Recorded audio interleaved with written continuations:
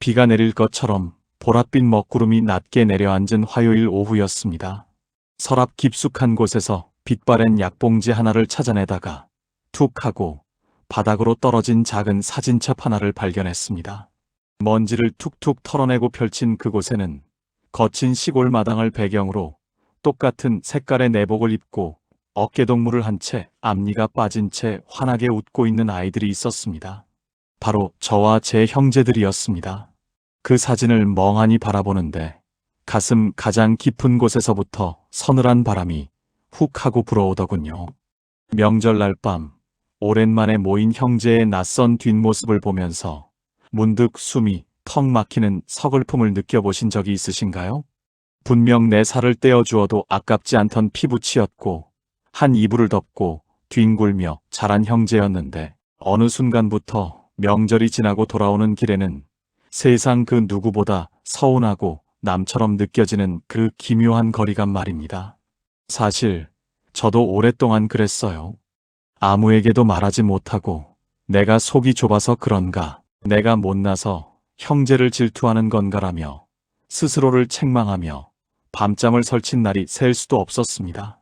가장 가까워야 할 혈육에게 느끼는 그 서운함과 배신감은 타인에게 받는 상처보다 수십 배는 더 날카로워서 가슴을 쿡쿡 찔러대곤 했지요. 어느 날 오랜만에 만난 동생의 차갑게 변해버린 눈빛과 나를 밀어내는 듯한 미세한 말투를 마주했을 때 그 순간 제 손이 떨리더군요.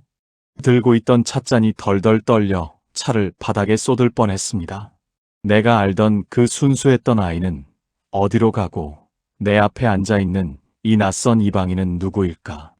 집으로 돌아오는 차 안에서 멍하니 운전대를 잡고 있는데 눈물이 왈칵 쏟아졌습니다.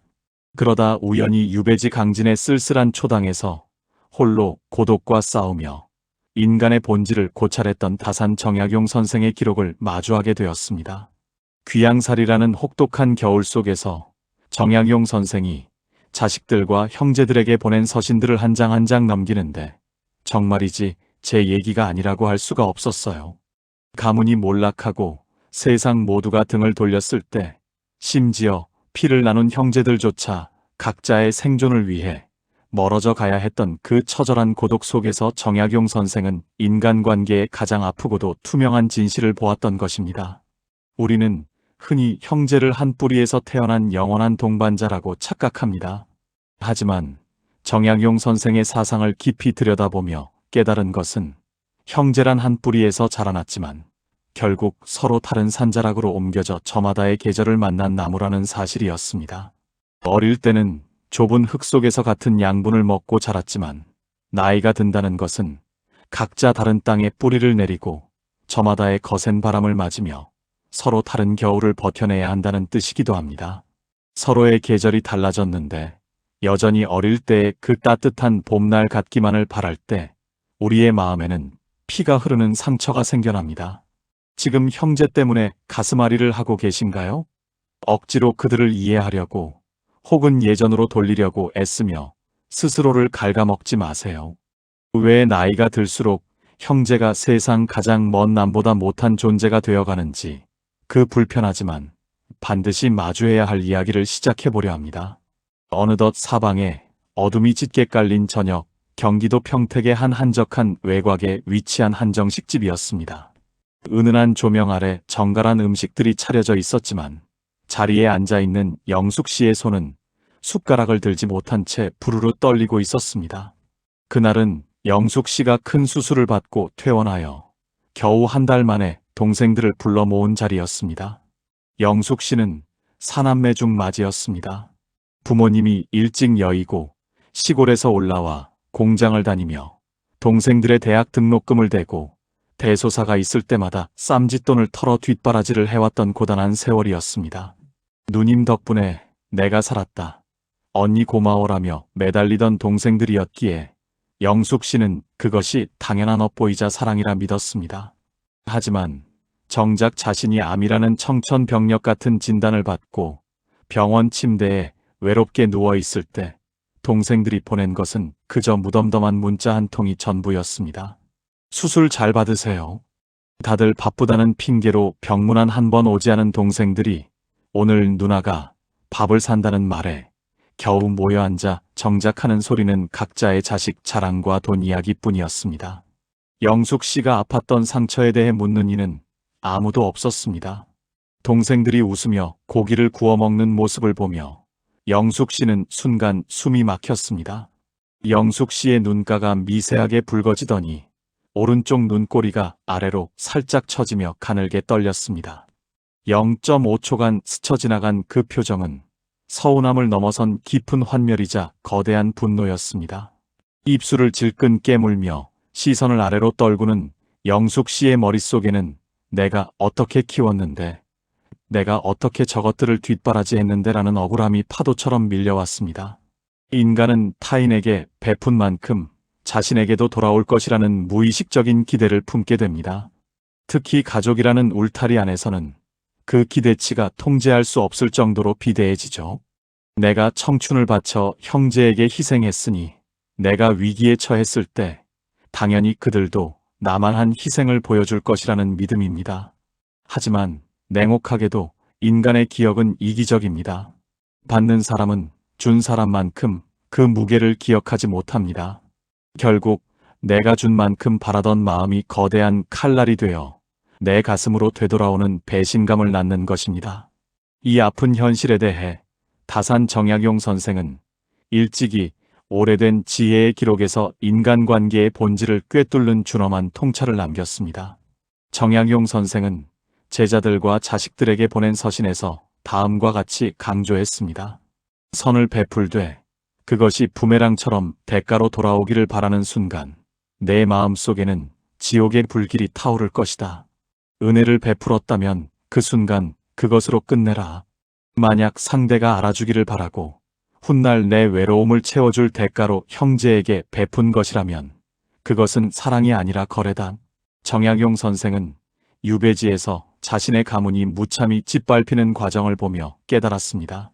대가를 바라는 선행은 반드시 원망을 낳는다는 것을요. 영숙 씨를 괴롭힌 것은 동생들의 무심함도 있었지만 본질적으로는 내가 이만큼 했으니 너희도 이만큼 해야지라며 동생들의 마음을 통제하려 했던 영숙 씨 내면의 기대감이었습니다. 형제라 할지라도 각자의 가정을 꾸리고 나면 타인입니다. 그들에게 내 고통의 무게를 알아달라고 구걸하는 순간 비극은 시작됩니다. 이해하려고 애쓰지 마세요. 그들은 그저 자기 삶을 사느라 바쁜 철저한 개인일 뿐입니다. 창밖으로 장대비가 쏟아지며 유리창을 요란하게 때리던 어느 가을날이었습니다. 서울 서초동의 한 값비싼 대리석으로 마감된 카페 안 사방에서 잔잔한 클래식 음악이 흐르고 있었지만 구석진 자리에 앉은 진호 씨의 등은 잔뜩 굽어 있었습니다. 그의 앞에는 화려한 명품 시계를 찬 진수 씨가 앉아 노트북 화면을 보며 바쁘게 전화를 받고 있었습니다. 진호 씨는 평생 성실하게 직장을 다녔지만 퇴직 후 무리하게 시작한 자영업이 실패하면서 지금은 작은 아파트 한 채 겨우 남긴 채 빠듯한 하루를 살아가는 처지였습니다. 반면 동생 진수 씨는 젊은 시절부터 부동산과 주식 투자의 소질을 보여 지금은 강남에 건물을 여러 채 소유한 자산가가 되어 있었습니다. 오랜만에 만난 자리, 진호 씨가 무심코 찻잔을 만지작거리며 낡은 소매깃을 감추려 애쓰고 있을 때 전화를 끄는 진수 씨가 대수롭지 않다는 듯 툭 한마디를 던졌습니다. 형, 요즘도 그렇게 힘들게 살아? 그러니까 내가 그때 내 말 듣고 강남 빌라라도 잡아두라고 했잖아. 왜 그렇게 고집을 피웠어? 내 주변 인맥들 보면 형 나이에 다들 골프 치고 해외여행 다니는데 형 보면 가끔 안쓰러워. 그 순간 진호 씨의 턱근육이 가볍게 경직되었습니다. 눈동자가 갈 곳을 잃은 채 찻잔 속 검은 커피 표면을 맴돌았고 눈썹 사이가 아주 미세하게 좁아졌다가 펴졌습니다. 아기는 없었을 터였습니다. 동생 나름대로는 형이 걱정되어 던진 조언이었을지도 모릅니다. 하지만 피를 나눈 동생의 입에서 나온 안쓰럽다는 말은 형으로서 평생 지켜온 자존심을 단숨에 바닥으로 추락시켰습니다. 어릴 때는 자신이 동생의 터진 신발을 꿰매주던 형이었는데 이제는 형편의 격차 앞에서 동생의 훈계를 들어야 하는 무능한 늙은이가 되어버린 현실. 그 순간 밀려오는 묘한 열등감과 부끄러움, 그리고 동생을 향한 통제할 수 없는 분노가 진호 씨의 가슴을 새까맣게 태웠습니다. 인간은 사회적 비교를 통해 자신의 가치를 확인하려는 본능이 있습니다. 그 비교 대상이 가장 가까운 형제일 때 상처는 극대화됩니다. 특히 유교적 문화권에서 자란 저희들 세대에게 형제 간의 서열 역전은 심리적으로 엄청난 고통을 수반합니다. 돈의 많고 적음이 대화의 주도권을 결정짓게 되면서 형편이 어려운 형제는 늘 방어적인 태도를 취하게 되고, 부유해진 형제는 무의식적인 우월감으로 상대를 상처 입힙니다. 경제적 형편이 갈라놓은 마당에 예전에 수평적이고 순수했던 형제관계로 돌아가는 것은 구조적으로 불가능에 가깝습니다. 다산 정약용 선생 역시 신유사옥이라는 거대한 가문의 피바람 속에서 형제들이 뿔뿔이 흩어지고, 누군가는 처형당하고 누군가는 유배를 가며 집안의 경제적 기반이 완전히 무너지는 비극을 겪었습니다. 정약용 선생은 유배지에서 형제와 친척들의 가난과 부유함이 인간의 성품을 어떻게 타락시키는지 뼈저리게 목격했습니다. 정약용 선생은 저서 경세유표와 가족들에게 보낸 편지에서 이렇게 탄식했습니다. 사람의 형편이 달라지면 예법과 대화의 온도 또한 달라져야 마땅하다.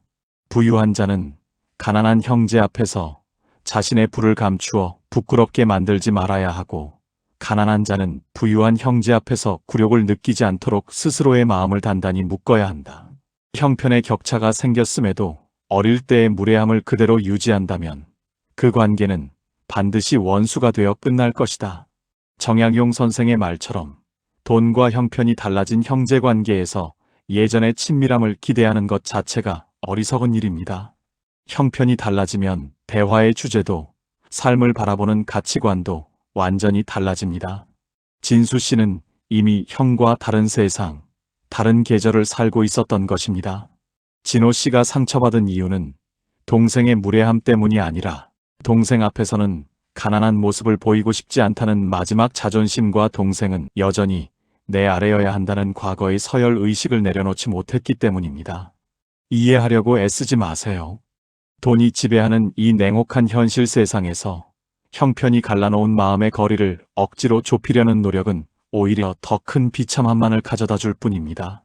사방이 온통 하얗게 얼어붙은 충북 괴산의 한적한 시골 마을이었습니다. 길가에 무질서하게 흩어진 마른 낙엽들 위로 슬픔보다 더 차가운 겨울바람이 쓸쓸하게 몰아치고 있었죠. 어머니의 49제를 간신히 마치고 돌아오는 길, 명수 씨는 녹이 슬어 삐걱거리는 고향집 철대문 앞에 멍하니 멈춰 섰습니다.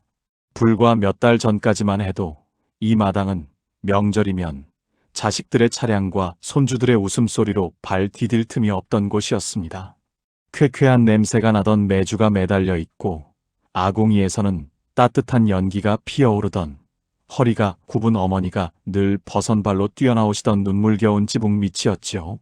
하지만 그 지붕이 거치자마자 마당 한 구석에서는 유산으로 남은 작은 밭댓기 몇 평과 향후, 제사 비용을 누가 더 부담할 것인가를 두고 형제들의 날카로운 고성이 오갔습니다. 내가 장남이니까 다 가져갔지 않느냐. 너는 평소에 어머니한테 해준 게 뭐가 있냐라며 삿대질을 하던 형제들은 결국 서로를 향해 침을 뱉듯 돌아섰습니다. 명수 씨는 마당 구석에 서서 이미 생명을 잃고 까맣게 말라버린 감나무를 바라보았습니다.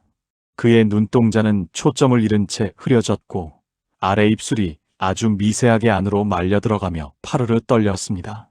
화를 내는 것도 슬퍼하는 것도 아닌, 영혼이 통째로 빠져나간 듯한 깊은 한숨이 차가운 공기 속에서 하얀 입김이 되어 흩어졌지요. 그 순간 명수 씨는 잔인한 진실을 깨달았습니다.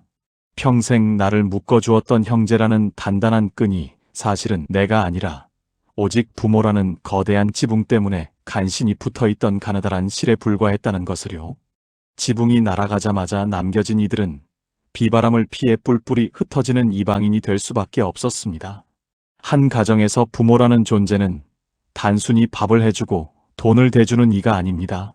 서로 다른 성향과 다른 가치관을 지닌 자식들이 형제라는 이름으로 묶여 갈등을 일으키지 않도록 중심을 잡아주는 거대한 중력과도 같습니다. 하지만 부모가 세상을 떠나는 순간 그 강력한 중력은 소멸합니다. 중심을 잃은 행성들이 각자의 궤도로 튕겨나가듯 형제들 역시 각자의 이익과 현실을 추구하며 급격하게 남이 되는 과정을 겪게 됩니다. 부모가 없는 형제 관계는 지지대 없이 홀로 서 있는 낡은 담벼락과 같아서 작은 바람에도 쉽게 무너져 내리는 것이 자연스러운 사회적 이치입니다. 다산 정약용 선생은 가문이 완전히 몰락했던 신유사옥의 소용돌이 속에서 부모를 잃고 형제들과 영원한 이별을 고해야 했던 피눈물 나는 역사를 온몸으로 통과한 인물이었습니다. 정약용 선생은 강진의 쓸쓸한 귀양지에서 홀로 밤을 지새우며 쓴 정책서이자 철학서인 경세유표에서 인간이 모여 사는 조직과 가족의 이기적인 본질에 대해 다음과 같이 서늘한 문장으로 기록해 두었습니다. 부모가 살아계실 때는 집안의 들보가 바로 서 있으니 형제들이 서로 다투지 않고 한 울타리 안에서 예의를 지킨다. 그러나 부모가 세상을 떠나고 들보가 무너지면 자식들은 저마다 자기 둥지를 채우기 위해 눈이 뒤집히는 법이다. 이는 인간이 지닌 지독한 이기심의 본성이니 형제가 남이 되었다고 해서 그들을 악하다 원망하지 마라. 들보가 사라진 집의 지붕이 무너지는 것은 하늘의 이치다. 정약용 선생의 이 한마디를 읽어내려가는데 정말 너무 공감되는 글귀였습니다. 저 역시 부모님이 떠나신 후 형제들의 변해버린 얼굴을 마주했을 세상에 홀로 버려진 듯한 배신감에 밤을 지새웠습니다. 하지만 정약용 선생은 그것을 인간의 거부할 수 없는 본성이자 자연스러운 숙명으로 보았습니다. 흩어진 형제들을 억지로 모으려고 변해버린 그들을 원망하며 내 영혼을 피폐하게 만들지 마세요. 부모라는 구심점이 사라진 자리에서 형제가 남이 되는 것은 당신의 잘못도 그들의 죄도 아닌 그저 들보가 사라진 집의 당연한 결과일 뿐입니다. 지독하게 시리던 겨울이 지나고 베란다 창가로 아주 미세하지만 거부할 수 없는 따스한 봄볕이 조금씩 스며들던 어느 주말 오전이었습니다. 오랜 세월 동안 형제에게 받았던 서운함, 돈 때문에 갈라진 마음의 상처, 그리고 부모님이 떠난 뒤 원수가 되어버린 핏줄에 대한 원망으로 가슴에 시퍼런 멍을 안고 살아가던 수많은 이들이 마침내 하나의 결심을 내리기 시작했습니다. 이제는 억지로 끈을 붙잡고 있지 않겠다는 거룩한 단절이었습니다. 늘 명절만 되면 가슴이 두근거리고 형제의 목소리만 들어도 숨이 턱 막히던 중압감 속에서 살아가던 영숙 씨도, 진호 씨도, 명수 씨도 마침내 휴대폰을 들어 형제들의 번호를 조용히 숨겼습니다. 억지로 안부를 묻지 않고 기대하지 않으며 적당한 서운함을 당연한 거리감으로 받아들이기로 마음먹은 순간이었습니다. 그들의 미간을 평생 짓누르고 있던 깊은 주름이 서서히 펴지기 시작했습니다. 가슴 가장 깊은 곳에서부터 아주 길고 무거운 숨을 후하고 내쉬는 그들의 입술 끝에 미세하지만 단단한 평온함이 맴돌았습니다. 눈물이 고여있던 눈동자는 더 이상 과거의 배신감에 머물지 않고 비로소 내가 발을 딛고 서 있는 지금 이 순간의 거실 풍경을 똑바로 바라보았습니다. 가슴을 맷돌처럼 짓누르고 있던 형제니까 이래야 한다라는 거대한 환상의 돌덩이를 과감하게 내려놓는 순간 그들의 얼굴에는 언 땅을 뚫고 돋아나는 새싹 같은 정서적 해방감이 피어났습니다. 가족이라는 이름으로 묶인 관계일수록 서로에 대한 경계선이 모호해져 침범과 상처가 잦아집니다. 핏줄인데 어떻게 나한테 이럴 수 있어? 라는 질문을 멈추고 형제라도 타인과 다름없다라는 엄연한 사실을 받아들일 때 우리의 뇌는 비로소 방어 기제를 풀고 안식을 찾게 됩니다. 형제에 대한 기대치를 바닥으로 낮추는 것은 관계를 포기하는 절망이 아닙니다. 오히려 나를 보호하고 상대방을 있는 그대로 인정하는 가장 성숙하고 아름다운 심리적 홀로서기인 셈입니다. 다산 정약용 선생은 무려 18년이라는 상상할 수도 없는 긴 세월 동안 강진의 좁고 차가운 초당에서 철저하게 홀로 버려진 고독을 견뎌냈습니다. 가문이 부서지고 형제들과 연락조차 닿지 않던 그 암흑 같은 유배기 동안 다산 선생은 타인에게 기대를 구걸하지 않았습니다. 오히려 그 고독의 시간을 온전히 자신을 갈고 닦는 기회로 삼아 육경사서와 목민심서 등 500여 권에 달하는 방대한 저수를 남기며 조선 최고의 지성으로 우뚝 섰지요. 정약용 선생은 자신의 묘비명을 스스로 적은 자찬묘지명에서 홀로 서는 자의 위대한 평온을 이렇게 고백했습니다. 내 평생 세상과 형제에게 바랐던 수많은 기대가 무참히 깨어지고 나서야 비로소 나는 오롯이 나 자신으로 존재할 수 있게 되었다. 타인이 내 손을 잡아주기를 바라는 마음을 끊어내라. 내가 홀로 당당하게 서서 내 안의 학문과 영혼을 채울 때 세상 그 어떤 바람도 나를 흔들 수 없다. 외로움은 가두는 감옥이 아니라 나를 완성하는 축복이다. 다산 선생의 이 독백을 나지막이 읊조리는데 그 순간 제 손이 떨리더군요.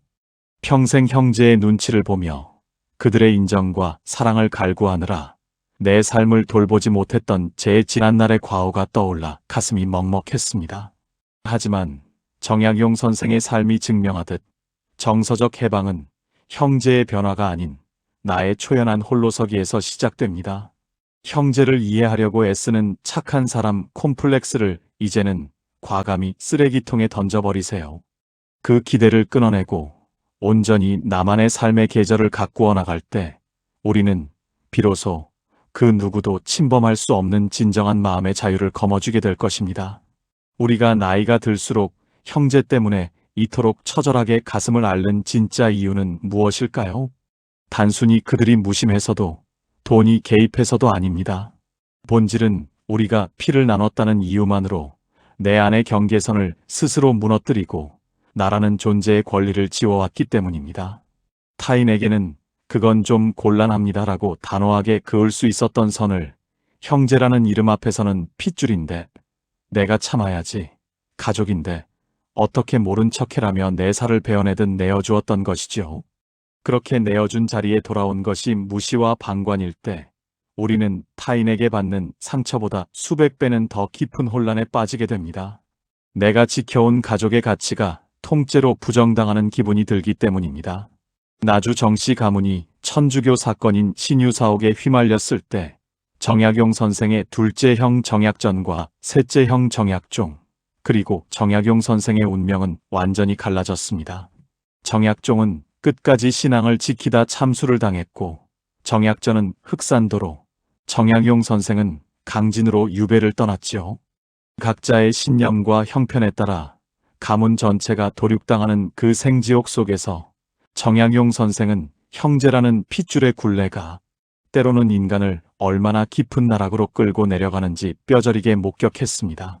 정약용 선생은 쓸쓸한 강진의 유배지에서 홀로 저술한 관련 기록과 후학들을 위한 지침서에서 가족과 형제라는 끈에 묶여 정작 스스로의 인생을 돌보지 못하는 현대인들의 영혼을 치유할 위대한 문장을 남겼습니다.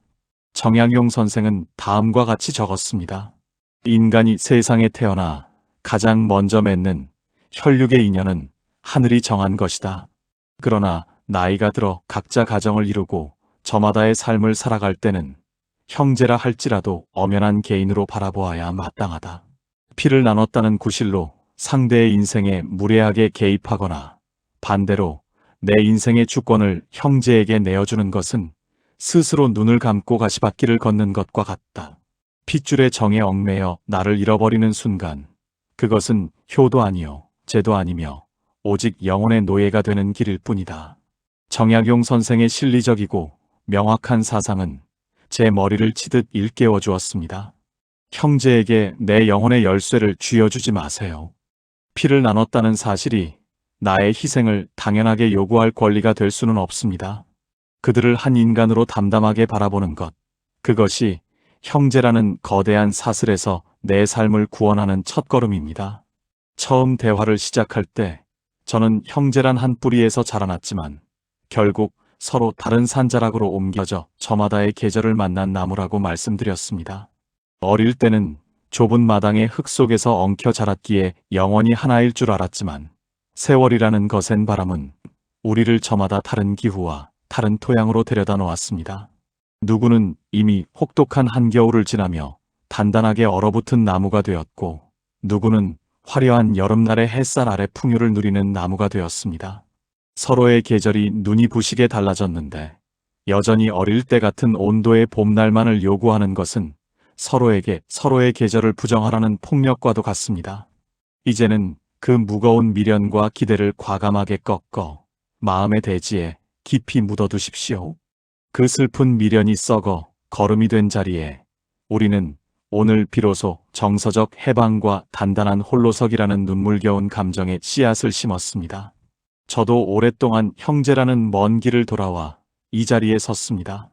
밤잠을 설치며 원망하고 속상하고 응어리졌던 시간들이 지나고 나니 이제는 형제의 차가운 눈빛을 보아도 가슴이 무너지지 않습니다.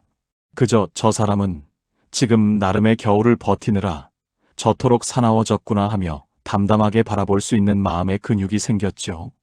이해하려고 억지로 애쓰지 마십시오. 형제를 내 마음대로 바꾸려 하지도 마십시오. 그저 내 안의 나무를 당당하게 키워내 가을날의 풍성한 과실을 맺는 것, 그리하여 내 삶을 오롯이 사랑해 내는 것만이 타산 정약용 선생이 고독의 끝에서 길어올린 진짜 인생의 지혜입니다. 형제라는 사슬에서 풀려나 비로소 당신만의 찬란한 계절을 맞이하시기를 인생의 모진 비바람을 함께 맞아온 동료로서 온 마음을 다해 응원합니다. 오늘도 긴 글 들어주셔서 진심으로 감사드립니다. 오래도록 건강하시고 평안하시길 바랍니다.